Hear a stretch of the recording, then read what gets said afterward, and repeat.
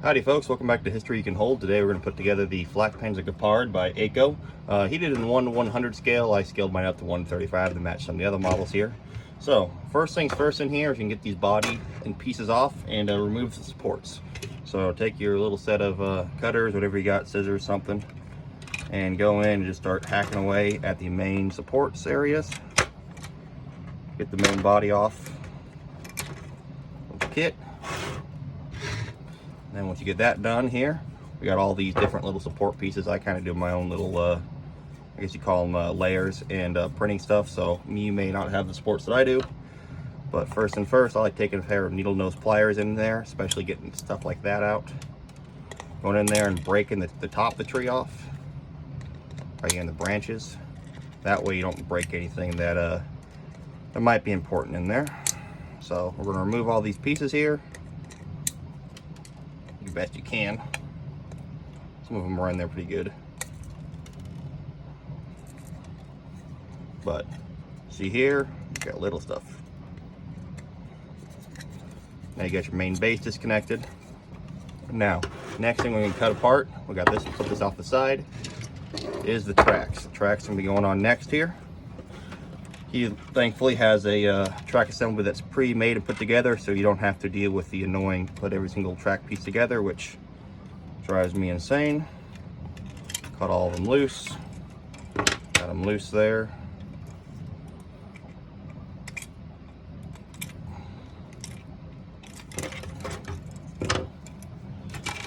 Once you get them loose, of course, you got to watch out. You may have these little nubs here and there. I like them with a flush set of cuts and just getting them removed.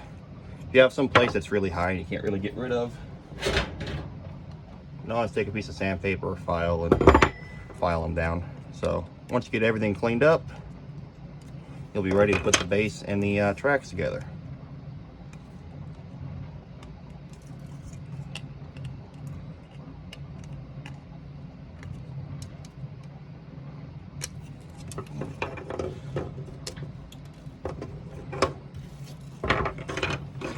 Alrighty, once we got all the tracks cleaned up and everything looking the way we should, next we're gonna go over here, and as you see here, we have a square peg and a round peg. We have the square pegs and the round pegs here. Sorry, it's winter now and we got a bunch of these Asian beetles crawling all over the place. So, disconnect all those, break them apart. Now with this here, you might have an elephant's foot around the bottom, make it hard to push together. So kind of take some pliers, nip off any high spots you can. All right, cut these sides off here. Got it all cleaned up. Now we're going to put them inside the holes there. Put them inside the holes. And then we got the square parts. Of course, you know, clean them up like you do.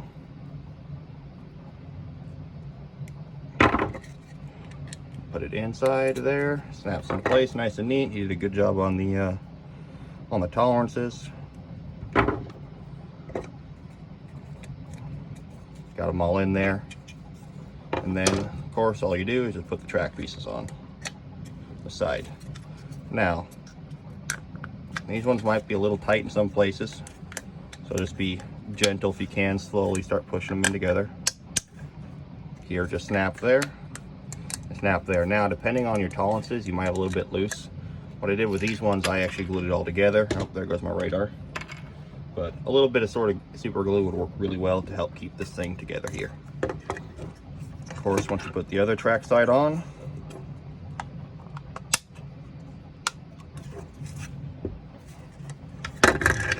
you have your base and your hole ready to go.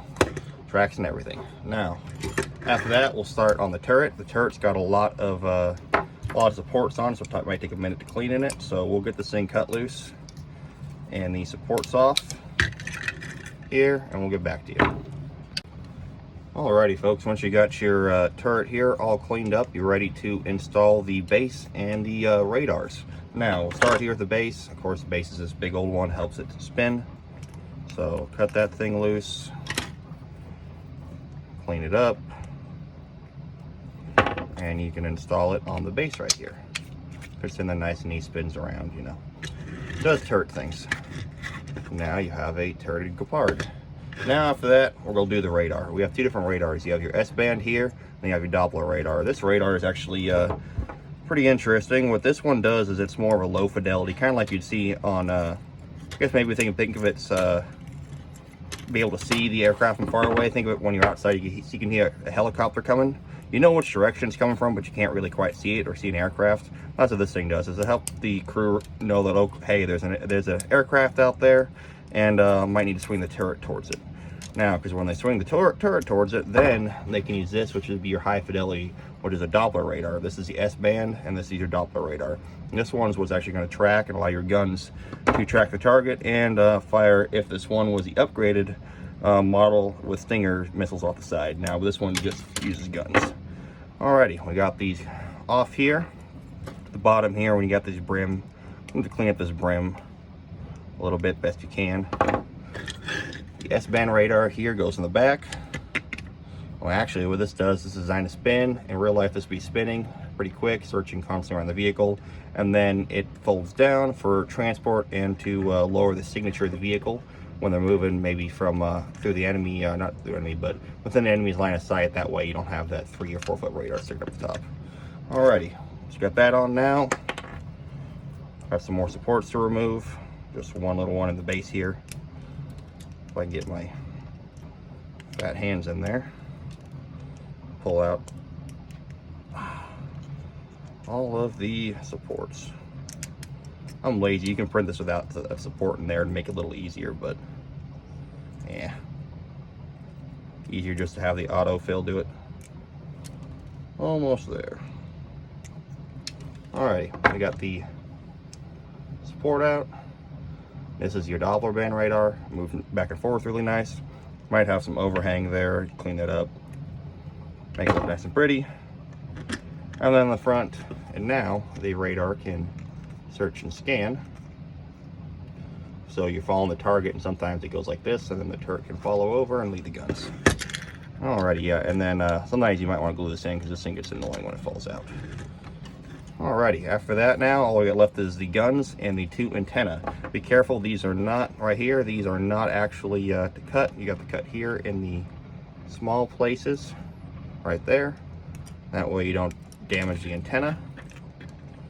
Cut that loose, cut the guns loose. Today, actually, these things are still in service, primarily with the Ukrainian army. They got, I want to say a couple dozen, maybe. I'm probably off by that, don't quote me, but they got some from the German army, from the Bundeswehr, and they're actually using them to shoot down Iranian drones flown or purchased by the Russians. And they're quite good at that because these drones are loud and slow and are not stealth. So this actually works really well to have these this machine designed, I believe, in the 60s to shoot them down and protect infrastructure or sensitive military targets. Now, what we're going to do here with these guns, we're going to clean these up, and the best way I find of doing this, you know, is to pinch right here in between the areas. And see how that comes off really nice and easy right there. All the way off. All I got left is this one here in the gun barrel. Take it, trim anything else up you need, and now you have one of the 2 guns all cleaned up. Now, once you get them all cleaned up, take your leftover dowel pin. What you're going to do here, you're going to put them on the side. Yeah, that radar's going to fall off a couple times. You kind of weasel it in there. It's going to be a little tight. You might have to sand an edge or something, but there you go. And now it actually stays in place. Now we're going to do the same with the other side, and well, then we'll put on the antennas. Alrighty, folks, once you get your 2 guns on there, last thing to do now is the antenna. Alright, now these ones here are a little fragile. What they do is they go right into there. This one might require a little bit of sanding or trimming. It can be a bit of a pain at times. If you break them off, it's okay. It's just battle damage. That's what you tell people. So, you're going to kind of weasel it in there.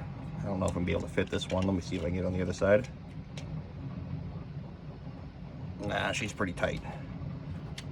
Try the other one. Okay, here we go. Still a little tight, so this is when I said that coming in sandpaper or file works really well. Come in here, kind of just round off these edges a little bit. Helps fit and spot set.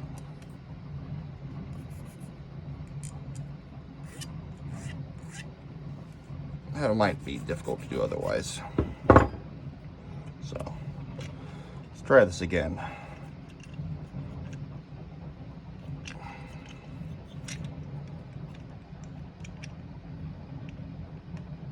Nah, a little tight.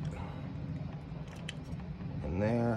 There we go. You gotta be careful. You don't want to press at all in this area. You want to press right into here and be firm with it, but not too tight. You can always, I'll show you the other one here. We'll trim this edge instead of sanding it in case you don't have a file or sandpaper on hand. Just take your tool there. It's nice when you have a sharp tool. Kind of just keep trimming these edges of these corners here. Nice thing is it's always plastic and glue, so you just glue it back together. If you break something, put these down. This one's gonna be the hard part. Now we've got that fragile antenna sticking up out of the way. So we're going to attempt to press this one in. Nice and tight. In this one, something you might do if it is really tight, you come in here and it's hurting your fingers. Kind of press down with your pliers gently. Yeah, the radar fell off. There we go. A little tight. I didn't want to do all this sanding for y'all on camera. So, reattach your radar as it fell off because somehow the Germans forgot the bolts.